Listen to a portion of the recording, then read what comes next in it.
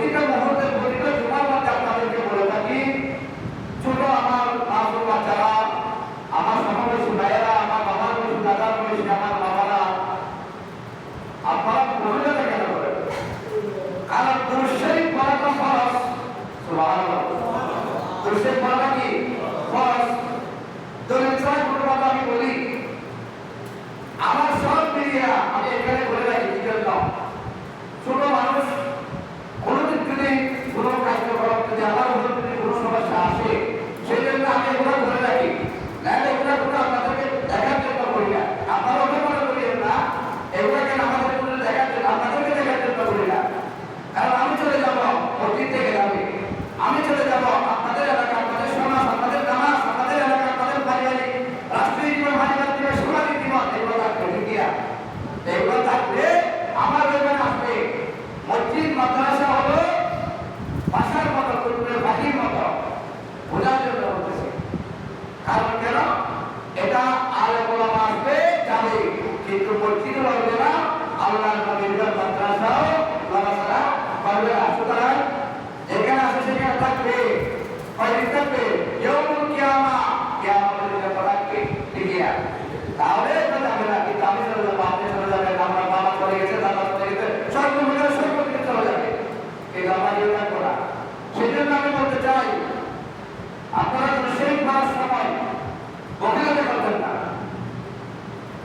যে বহিলতা করে তাকে কি ভাব বলেছেন? যে নামাজ পড়ে না তাকে চুর বলেছেন। ঠিক কিনা? রাগ করতেছেন? হুজুর দুরূদ শরীফ কেন ফরজ করেছেন? দুরূদ শরীফ ফরজ সকলে বলত, এই জন্য ফরজ করেছি। আমার আল্লাহ বলেন, আমি নামাজ পড়তে বলেছি কয়বার? ওয়াকিমুস সালাতা ওয়াকিমুস সালাতা ওয়াকিমুস সালাতা। আমার আল্লাহ বলেন, খবরদার আমার মুস্তাহাবিদের উম্মাহ উম্মতিনি, আমি নামাজ পড়ার কথা আমার হুজুরের জবানে আমি লামাকানে ওরা একবার নয়, দুইবার নয়, তিনবার নয়, আশারা আহাদা আশারা কেরামত আসমান নয়, আমি 80 বার হতে 83 বার বলেছি। সুবহানাল্লাহ। 80 বার 83 বার বলেছেন নামাজের কথা। কিন্তু আমি বলেছি কি? কিন্তু আমি নামাজ পড়ি না, আল্লাহ নামাজ পড়ে। শুনছেন এগুলো আল্লাহ বলতে, আল্লাহ নামাজ পড়ে, আল্লাহ নামাজ পড়ে না, ফেরেশতা নামাজ পড়ে না। কিন্তু আমার আল্লাহ বলেন, আমি একটা জিনিস করি, কি জিনিস পেলে আল্লাহ, আমি আমার বন্ধু হাবিবুল্লাহ বলে চলতে সালাম পেশ করি। কিভাবে? আমার আল্লাহ বলেন, বিসমিল্লাহির রহমানির রহিম, ইন্নাল্লাহা ওয়া মালাইকাতাহু ইউসাল্লুনা আলান নবী ইয়া আইয়ুহাল্লাযীনা আমানু সাল্লু আলাইহি ওয়া সাল্লিমু তাসলিমা। আমার আল্লাহ বলেন কি জানেন? ইন্নাল্লাহা, নিশ্চয় আমি রব্বুল করিম। কে বলেছেন? আমি রব্বুল করিম, আমি আল্লাহ। ওয়া মালাইকাতাহু, আমার কথা বুঝতে কষ্ট হচ্ছে? ওয়া মালাইকাতাহু, আল্লাহর নূরানীদের মধ্যে আসমানের অদৃশ্য জগতের অদৃশ্য ফেরেশতারা কথা বলেছে। ওয়া মালাইকাতাহু, মালাইকা মানে নূরানীদের মধ্যে অদৃশ্য ফেরেশতা। ওয়া মালাইকাতাহু ইউসাল্লুনা, আমি আল্লাহ এবং আমার বানানেওয়ালা মালাইকা ফেরেশতা, ইন্নাল্লাহ ওয়া মালাইকাতাহু ইউসাল্লুনা, কি বলতে বলেছেন? দুরূদ শরীফ পড়তে বলেছেন। ইউসাল্লুনা আলান নবী, কার উপর? আপনার উপর। কার উপর? কথা বলেন, কার উপর? নবীর উপর। ইউসাল্লুনা আলান নবী ইয়া আইয়ুহাল্লাযীনা আমানু। বলেন সুবহানাল্লাহ। আমানু বলতে কাকে বুঝিয়েছেন? যারা ঈমানদার, যারা ফরজগার, যারা দিনদার, যারা হাফেজ, যারা মুত্তাকি, যারা আবেদী, আবেদা, সালেহা, যারা নেককারদের ফরজগার, আল্লাহ পাক রব্বুল আলামিনের বান্দা বান্দিনী, রাসূল করিম সাল্লাল্লাহু আলাইহি ওয়াসাল্লামের উম্মত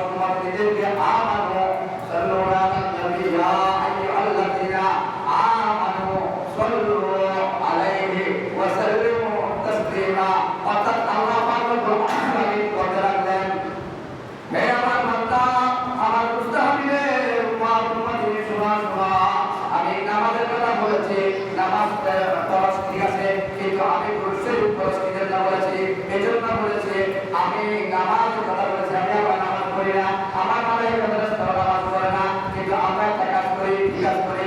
আমি প্রত্যেক দিন আমার মুস্তাহাবিউল্লাহ এর আওয়াজ রাসূলের উপর দুরূদ সালাম পেশ করি। আমি পেশ করি সেটা নয়, আমার মালাইকাদেরকে আমি নির্দেশ দিয়েছি, ওয়া মালাইকাতাহু, আল্লাহ কাকে নির্দেশ দিয়েছেন? ফেরেশতারা বলে দিলাম, বিশাল্লাহু আলান নবী ইয়া আইয়ুহাল্লাযীনা আমানু, আমার নেতা তিনটা পর্দার মধ্যে জবাব নির্দেশ দিয়েছি, সাল্লাল্লাহু আলান নবী ইয়া আইয়ুহাল্লাযীনা আমানু সাল্লু আলাইহি ওয়া সাল্লিমু তাসলিমা। অর্থাৎ আমি বলি, আমার মালাইকা বলে, এবং আমার সমস্ত জাহানের পর্দায় মধ্যে তিনি আমার মুস্তাহাবিউল্লাহ মদিনা ওয়ালা রাসূলের উম্মতের সহ আমি আমার মুস্তাহাবিউল্লাহ মদিনা ওয়ালা রাসূলের উপর কিয়ামত পর্যন্ত আল্লাহ তো আমার পুরুষরে করতে লাগো। ঠিক আছে, আল্লাহ রাখার মতো কেউ থাকবে, আল্লাহ রাখার মতো কেউ থাকবে। অন্যমান আলাইহা ফান ওয়া ইয়ামকা ওয়াজহু রাব্বিকা যুল জালালি ওয়াল ইকরাম।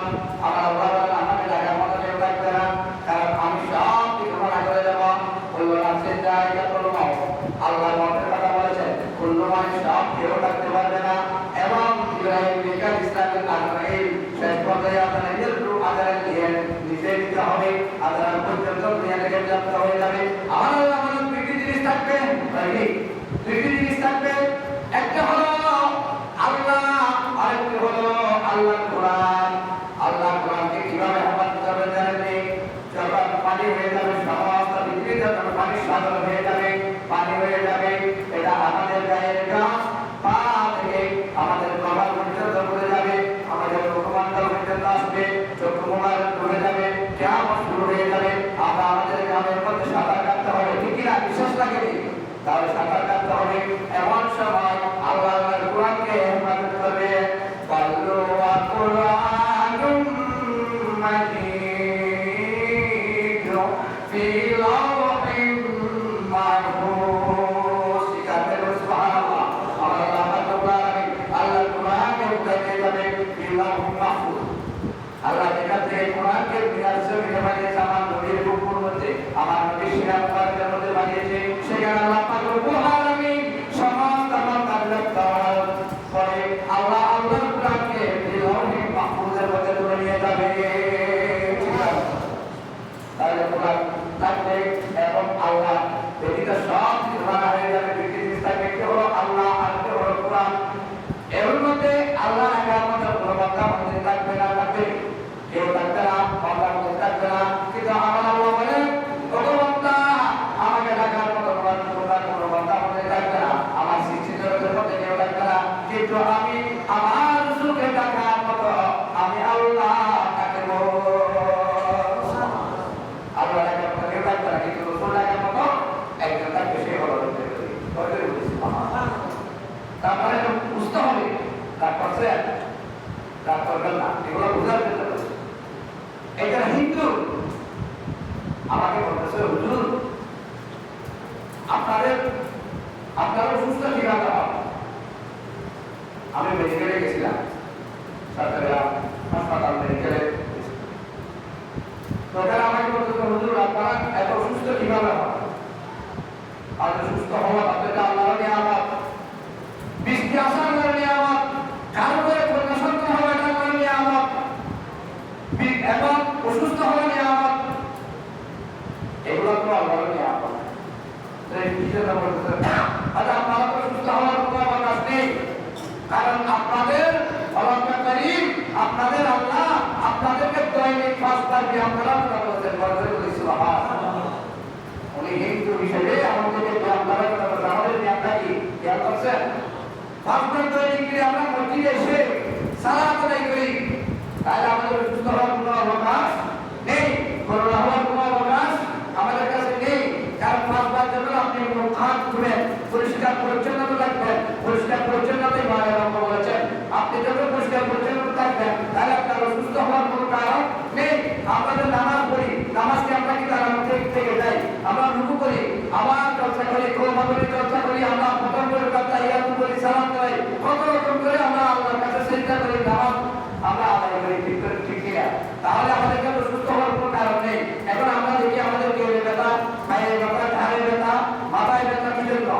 এই তো আপনার নামাজ থেকে অনেক পিছনে লেগেছি, ঠিক কিনা?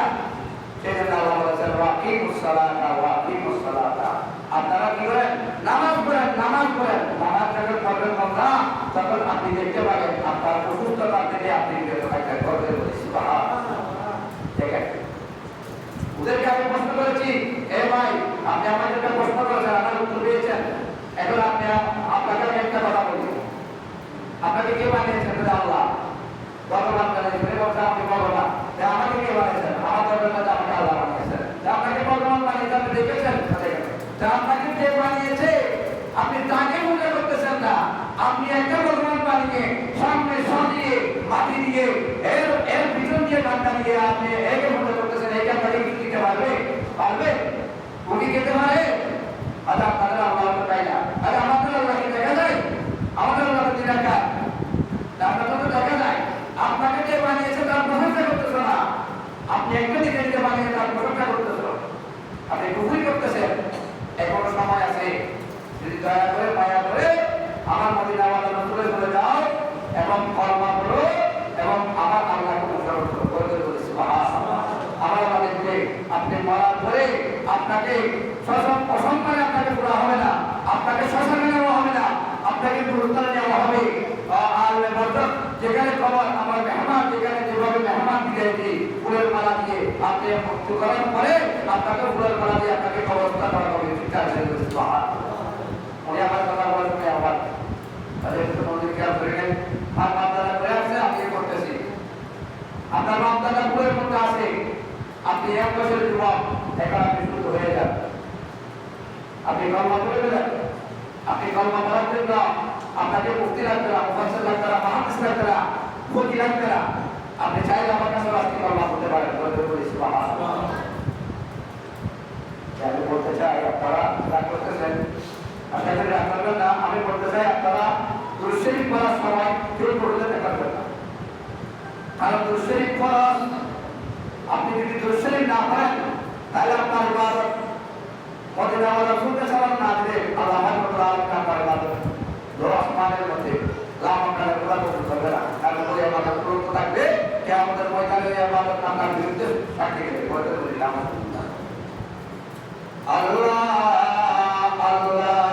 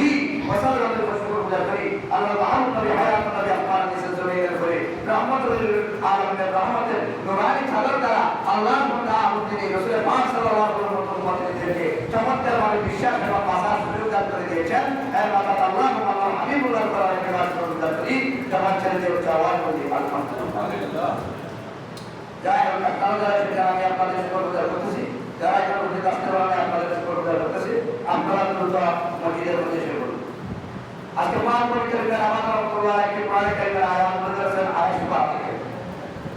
বিসমিল্লাহির রহমানির রহিম।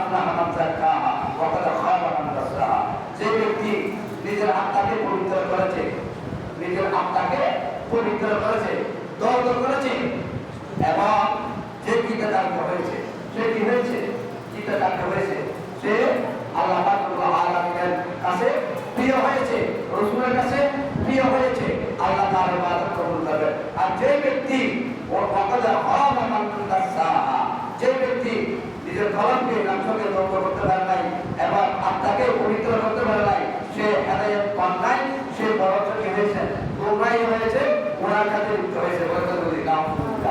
আল্লাহ পাক রব্বুল আলামিন আমাদেরকে আপনাদেরকে সবাইকে এই কোরআনের কারীমের আয়াতের নাজদাতে আমরা তৌফিক দান করে বলি আমিন।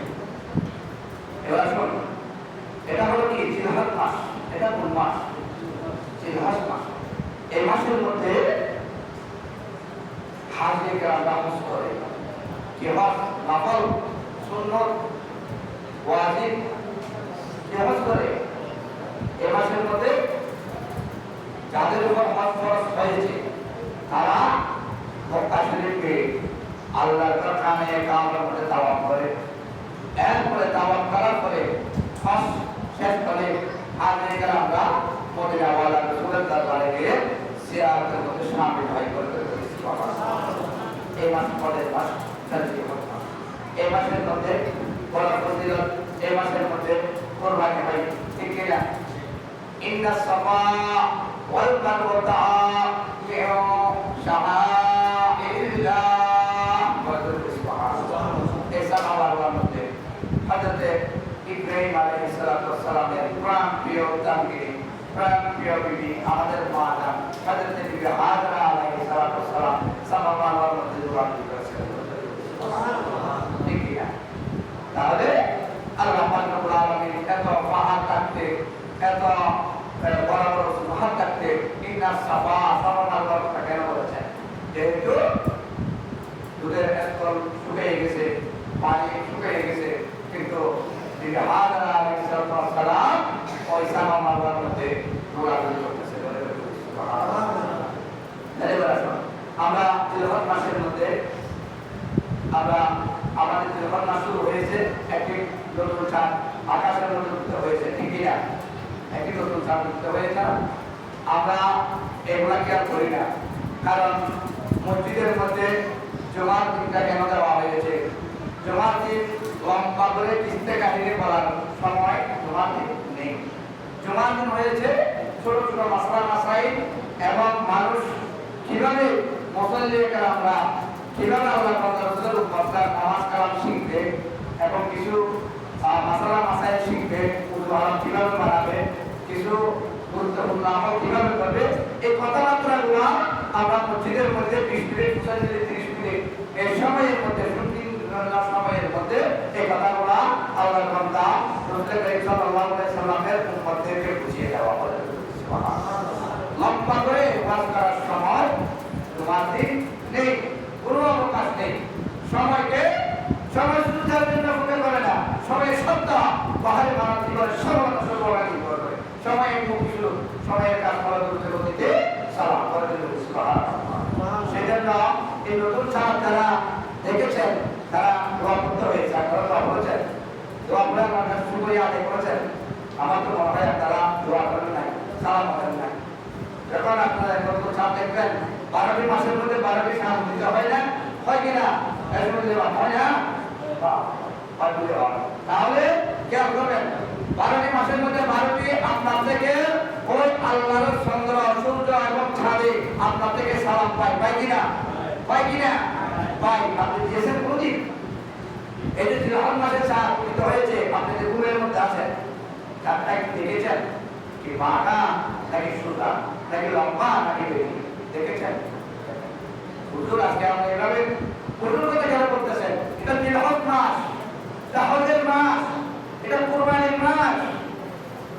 মানুষ যদি জবাই করতো, আমি বড়, আমাকে আগে জবাই করতো, আমার পরে আমার ভাইকে জবাই করতো, ওরা করতো, আমার কোনোদিন থাকতো থাকতো। তাহলে এটা না করে আমরা আমাদের জন্য কি করেছেন? কোরবানি ইসমাইল জমিয়তুল্লাহ কোরবানি থেকে রেহাই করে কোরবানি করে আল্লাহ পাক রব্বুল আলামিন আল্লাহর তাদেরকে উপহার দিয়েছেন। বলে বলি সুবহানাল্লাহ। আল্লাহ আল্লাহ কি চেয়েছে? দুর্বা চেয়েছে না, গরু চেয়েছে না, মোষ চেয়েছে না, ছাগল চেয়েছে না। আল্লাহ চেয়েছে আল্লাহর বান্দার কলম। আল্লাহ কি চেয়েছে? এরকম কলম, তার কলমের মধ্যে অন্তরের মধ্যে আল্লাহ এবং রাসূলের প্রেম আছে, প্রেম চেয়েছে। বলে বলি সুবহানাল্লাহ। কোরআন মানে কি? প্রেম, প্রীতি, ভালোবাসা। এখন তো হুজুর আমরা তো ভালোবাসা প্রতিদিন করি। আমার কোন মসজিদে বসে পারে আমি প্রতিদিন করি ভালোবাসা। তো কি ভালোবাসা করি? এই ভালোবাসা না, ভালো যদি বাসতে হয় দয়াল নবীকে বাসুন, নবী তারানে ওয়ালা, নবী বাসানে ওয়ালা। আমরা যদি নবীকে তারানে ওয়ালা, বাসানে ওয়ালা বলি, অনেক লোক আমাদের উপরে কি করে নারাজ হয়ে যায়। তাহলে আল্লাহ মাথাবে, আল্লাহ তারাবে কেন? কেয়ামতের ময়দানে আল্লাহ কাকে রাখবে? আমার রসুলকে রাখবে, ঠিক না? তখন ওখানে কে বাঁচাবে? আপনাকে কে বাঁচাবে? ওসিলা রাখবে না, কমতা হইলে ওসিলা। আমার রসুল ছাড়া আর কেউ বাঁচাতে পারবে না। তাই রাসূল এই যে নতুন যা দেখছেন এটা সালাম দেবেন, আসসালামু আলাইকুম ওয়া রাহমাতুল্লাহি ওয়া বারাকাতুহু ইয়া জিল আসর মুবারাক। এবারে সালাম দেবেন। এরপরে সালাম দিয়ে চন্দ্রের দিকে তাকিয়ে চাঁদের দিকে তাকাবেন। তাকিয়ে যদি চোখের পানি ছেড়ে দেবেন, যদি চোখের পানি ছেড়ে দিয়ে আপনি দোয়া করবেন। একটি দোয়া করবেন, আল্লাহুম্মা আহিল্লাহু আলাইনা বিল আমনি ওয়াল ইসলাম ওয়াস সালামাতি ওয়াল ইসলাম ওয়ান নাফিকি লিমা তুহিব্বু ওয়া তারদা রাব্বি ওয়া রাব্বুকাল্লাহ। সুবহানাল্লাহ। এভাবে আপনি দোয়া করবেন। এভাবে দোয়া করার পরে আল্লাহ পাক রব্বুল আলামিন আপনার এই দোয়া করার পর আল্লাহ পাক রব্বুল আলামিন আপনাদেরকে বলতে থাকবে, হে আমার নূরানী জগতের বিশ্ব মালায়েকা ফেরেশতারা, যাও যাও যাও, আমার বান্দা আমার জমিনের মধ্যে দাঁড়িয়ে আমার কাছে দুইটা হাত তুলে দোয়া করতেছে। আল্লাহ বলবে, ও বান্দা তুমি দোয়া করতে দেরি, দোয়া করতে দেরি, আমি আল্লাহ পাক রব্বুল আলামিন তোমার ওই দোয়া আমার আরশে আর তুমি কবুল করতে দেরি হবে না। যখন দোয়া করে শুকরানা আদায় করবে, আল্লাহ পাক রব্বুল আলামিন দেখবেন আপনার এই শুকরানা দোয়া আল্লাহ পাক রব্বুল আলামিন সঙ্গে সঙ্গে কবুল করে নেবেন। সুবহানাল্লাহ। তাহলে রাসূল বিশেষ করে একটি কথা হচ্ছে কিয়ামত। আপনারা তো সবাই জানেন, কারণ আল্লাহ যখন আমাদেরকে জান দিয়েছে, তাহলে আল্লাহ আমাদের থেকে জান আবার কি করবে? অবস্থা করবে, ঠিক না? নিয়ে যাবে। এটা বিশেষ আছে। আমাদেরকে হায়াত দিয়েছে, হায়াতের পূর্বে মতের মাঝে ঘোষণা করে দিয়েছে। কিয়ামত যখন কায়েম হবে, তখন নবী, সাহাবী, ওলি এবং সুহাদা এভাবে অনেক লাইন হবে। কিয়ামতের ময়দানে কি হবে? অনেক লাইন হবে। 120 খাতার হবে আমার নবীর, আগে যখন নবীর প্রায় খাতা হবে 120 খাতার হবে। আর অন্যান্য সমস্ত উম্মতরা মিলে, অন্যান্য নবী রাসূলদের উম্মতরা মিলে হবে 80 খাতা। 120 খাতার হবে আমার নবীর। আর সমস্ত যত নবী মতান্তরে 1 লক্ষ, মতান্তরে 2 লক্ষ, মতান্তরে 3 লক্ষ 36,000 নবী রাসূল সকলের কাছে কাতা হবে কিয়ামতের ময়দানে 80 হাজার। স্বীকার করে সুবহানাল্লাহ। তখন এই কাতা যখন হবে কিয়ামতের ময়দানে, তখন আল্লাহ পাক রব্বুল আলামিন সবাইকে ডাকবেন। এরপরে ওই কিয়ামতের কার্যক্রম যখন শুরু হবে, তখন আল্লাহ পাক রব্বুল আলামিন সমস্ত নবী রাসূলদের উম্মতদেরকে কাতারবন্দি করতে হবে। দেখবে সব চাইতে কাতারবন্দি বেশি হলো আমার আপনার দয়াল নবীর উম্মত। 120 কাতার কাতার 120 কাতার হবে। এরপরে 120 কাতার হওয়ার পরে আল্লাহ পাক রব্বুল আলামিন নবীদের উম্মতদের কাতার হবে 80 কাতার। এরপরে আল্লাহ পাক রব্বুল আলামিন ময়দান শুরু হয়ে যাবে। হাসরের ময়দানে, কিয়ামতের ময়দানে এখন হিসাব নিকাশ শুরু হবে। এমন সময় কিয়ামতের জন্য হিসাব নিকাশ শুরু হবে, তখন আল্লাহ পাক রব্বুল আলামিন যখন নির্দেশ দেবে, এমন সময় আমার আপনার দয়ার নবীর কন্যা খাতুনে জান্নাত ফাতেমা রাদিয়াল্লাহু তাআলা আনহা তখন আসবে ফুলসিরাত পার হওয়ার জন্য। কি পার হওয়ার জন্য? ফুলসিরাত পার হওয়ার জন্য আসবেন। তখন রূজগতের মধ্যে বিবাহ হয়েছিল। আল্লাহ বলেছেন, ও ফাতেমা, তোমার বিবাহ হয়েছে, তোমার মহরানা কি দিতে হবে বলো। আল্লাহ বলতেছেন ফাতেমাকে। নবীর কন্যা ফাতেমা বলতে লাগলেন, হে রব্বে করিম, আমার মহরানা দরকার নেই। সেই সময় আমার মহরানা দরকার হবে, সেই সময় আমি ফাতেমা আপনি রব্বে করিম থেকে এসে নেব। এতটা ভালো একটা কিছু চাই আজকে আমার দরকার নেই। क्या शान है, क्या आसमत शान है। हाथरे जन्नत फातिमा शान मान দেখেন যখন ফুলসিরাত পার হবে, এমন সময় আল্লাহ বললেন, এ আমার বান্দা বান্দীরা, আমার খাতুনে জান্নাতের ফাতিমা ফুলসিরাত পার হওয়ার জন্য আসবে। তোমরা সবাই মাথা নিচু করে দাও, সুবহানাল্লাহ। সবাই মাথা নিচু করে ফেললেন।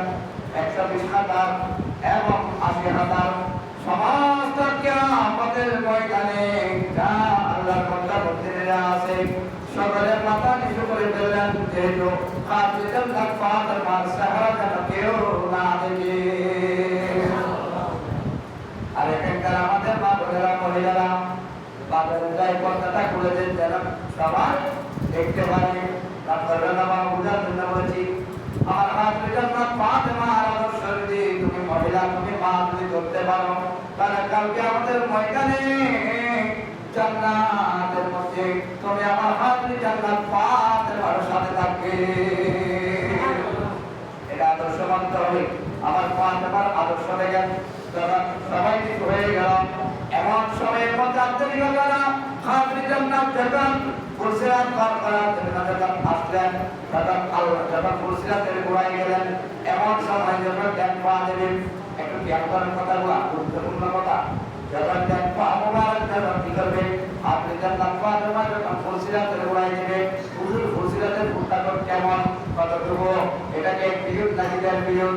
নয় নয় বাবা, এটা পিরিয়ড দেড় পিরিয়ড নয়। ফুলসিরাতের ফুল হলো 70,000 বছরের রাস্তা। এবং এটা কি একটু বর্ণনা করেন। এটা হলো চাকুর থেকে দাঁড়ালো, চাকু বুঝেন, চুলের থেকে দাঁড়ালো এবং চুল থেকে চিকন এমন একটা জিনিস, এটার নাম হলো ফুলসিরাত। যে আল্লাহকে ভুলে করেছে, রাসূলকে মেনেছে, সে বিজলির মতো চলে যাবে। আর যে মানে নাই, সে যখন ফুলসিরাতে মারা যাবে, তখন উনি কেটে জাহান্নামের কুয়ার মধ্যে নিক্ষেপ হয়ে যাবে। তাহলে আমাদের যে যারা খাতুনে জান্নাত ফাতিমা যখন পা রাখলো, এমন সময় খাতুনে জান্নাত ফাতিমা সঙ্গে রাসূল ছেড়ে দিয়ে পিছনের দিকে তাকাচ্ছে, বারবার পিছনের দিকে তাকাচ্ছে। তখন দেখতেছে খাতুনে জান্নাত ফাতিমা বাবার গুনাহগার উম্মতের দিকে, গুনাহগার উম্মতরা ফাতিমার দিকে তাকিয়ে আছে। ফাতিমা শুধু দেখতেছে আমার বাবার গুনাহগার উম্মত একটা নয়, দুইটা নয়, 120 টাকা। তখন আল্লাহর কাছে বলতে লাগলেন, আল্লাহ বললেন, হে ফাতিমা, তুমি ফুলসিরাত বিজলির চাইতে ভালো দ্রুত গতিতে পারবে, যাও। সুবহানাল্লাহ। আমার ফাতিমা ফুলসিরাতের গোড়ায় পা রাখে, আমার মাথা পিছনে দেখ, একবার রাখে আবার পিছনে দেখ, এভাবে পিছনে দিকে রাখবো, সামনে পিছনে, সামনে পিছনে, পিছন দিয়ে ফিরে দেখে আপনাদের উম্মতরা কান্নাকাটি করতেছে, আর নফসি করতেছে। ফাতিমা হঠাৎ করে বলতে লাগলেন, ওগো রব্বে করিম, আমি ফুলসিরাত পারবো না। আল্লাহ বলেন, কেন ফাতিমা, আমি কি বলেছি নাকি? না আল্লাহ, আমি পারবো না। আমি আপনার কাছে মহরানার দাবি চাই। ঠিক আছে, সুবহানাল্লাহ। কিসের দাবি? মহরানার দাবি। আমার আল্লাহ বলেন, ও ফাতিমা, তোমাকে তো মহরানা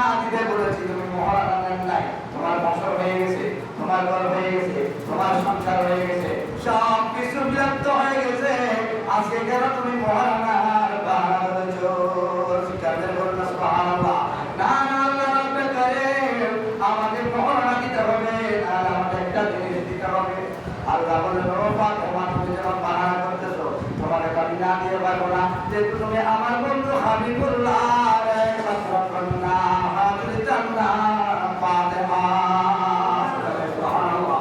তখন বাহানা যখন করলেন তখন বললেন ও ফাতেমা তুমি কি চাও আমার কাছে বলো। তখন ফাতেমা কুরসিয়াতের গোড়ায় পা দিয়ে বলতেছে ও রব্বে কারীম আমি কিছু চাই না দাম সব টাকা পয়সা জান্নাত জাহান্নাম কিছু আমি চাই না। আমি চাই আমার আব্বা হুজুরের গুনাহগার 120 কাতার উম্মতদেরকে জান্নাতে দিতে। সুবহানাল্লাহ। আল্লাহ বলেন ও ফাতেমা তুমি যখন চাইছো আমি আর কিছু করতে পারবো না কারণ তুমি জান্নাতের সর্দারিনী। আমি তুমি যখন চাইছো তোমার আব্বার যতগুলো উম্মত আছে উম্মত নিয়ে আছে সবাইকে নিয়ে তুমি ফুলসিরাত পার হয়ে যাও। ঠিক আছে সুবহানাল্লাহ। তাহলে দেখেন ফাতেমা আমাদের জন্য কেঁদেছেন, নবীও আমাদের জন্য কেঁদেছেন, আলীও আমাদের জন্য কেঁদেছেন এবং ইমাম হাসান হোসেন রাদিয়াল্লাহু তাআলা আনহু ওরাও আমাদের জন্য কেঁদেছেন। কারণ যে সময়ের মধ্যে নবী আলাইহিস সালাতু ওয়াস সালামকে যখন কুরবানি দেওয়া হচ্ছে এমন সময় আকাশ করে কাঁদতেছে, বাতাস কাঁদতেছে, আকাশ কাঁদতেছে, আল্লাহ রাব্বুল তাদের মালায়েকা ফেরেশতারা কান্না করতেছে, জমিন ফুল্লাহ কথা পার হচ্ছে লাফাচ্ছে কিন্তু সবাই কান্নাকাটি করতেছে। কিন্তু আল্লাহ পাকের কাছে বলতেছে আল্লাহ আপনি বাবার হাতের মধ্যে কেন ছেলেকে জবাই করতেছো কুরবানি করতেছো আল্লাহ এটা কেমন পরীক্ষা। আল্লাহর কাছে সবাই ফরিয়াদ করে ইব্রাহিম খলিলুল্লাহর কথা হযরত ইসমাঈল জমিউল্লাহ আলাইহিস সালামকে ওই তরবারি থেকে রেহাই পেয়েছে। সুবহানাল্লাহ। আল্লাহ পরীক্ষার ইব্রাহিম খলিলকে পাস করিয়ে দিয়েছে। কিন্তু যখন কারবালার জমিনের মধ্যে যখন আমার নবী আপনার নবী হিজরত নাকি ইমাম হোসেন রাদিয়াল্লাহু তাআলা শহীদ হতে মোহাম্মদ শিমালের হাতে এজিদের হাতে অলিম্পিকের যুদ্ধ শহীদ করতেছে এমন সময়ের মধ্যে আমার ইমাম হোসেন রাদিয়াল্লাহু তাআলা কি রাখিয়েছেন নানাজান লব্বাইক নানাজান একটি বার্তা দিয়েছে আমার মদিনাওয়ালা রাসূল মদিনা থেকে বলতেছে লব্বাইক হোসেন সাবুল্লাহ। ঠিক আছে বলুন সুবহানাল্লাহ। ও হোসেন তুমি আমার উম্মতের জন্য নানা উম্মতের জন্য তুমি শহীদ হতে কারবালার জমিনে খবরদার খবরদার তুমি আওয়াজ করিও না, তুমি বদলা চাইও না। কালকে আমাদের ময়দানে হাসরের ময়দানে তোমার জন্য একটি স্টেজ হবে যার প্রধান মেহমান হবে তুমি হোসেন। তুমি আজকে তুমি কি করিও না, বদলা চাইও না, তুমি আমি নানা উম্মতের জন্য তুমি শহীদ হয়ে যাও। কালকে আমাদের ময়দানে আমি রাসূলের সাথে তোমার দেখা হবে। সুবহানাল্লাহ। তাহলে এরকম ইসলাম জমিউল্লাহ এই কুরবানি আমাদের সামনে উপস্থিত হয়েছে ঠিক না বলা। তাহলে বুঝতে হবে এই কুরবানি যদি আমরা যদি সহিভাবে যদি হালাল ভাবে যদি দিতে পারি তাহলে আল্লাহ পাক রব্বুল আলামিন ঘোষণা দিতে লাগলেন আল্লাহর নবী হাদিসের মধ্যে এসেছে আপনার পশুর রক্ত আপনার পশুর রক্ত জমিনে পড়ার সাথে সাথে আল্লাহ পাক রব্বুল আলামিন আপনার কুরবানি কবুল করে নেবে। আল্লাহ রাব্বুল আলামিন আমাদের আপনাদের সকলকে আমল করার তৌফিক দান করুন। ওয়া আলহামদুলিল্লাহি আলামিন মাওলানা ইয়াসির হোসেন মোবারক আলাইহি ওয়া তৌফিক ইল্লা বিল্লাহ। আসসালামু আলাইকুম ওয়া রাহমাতুল্লাহি ওয়া বারাকাতুহু।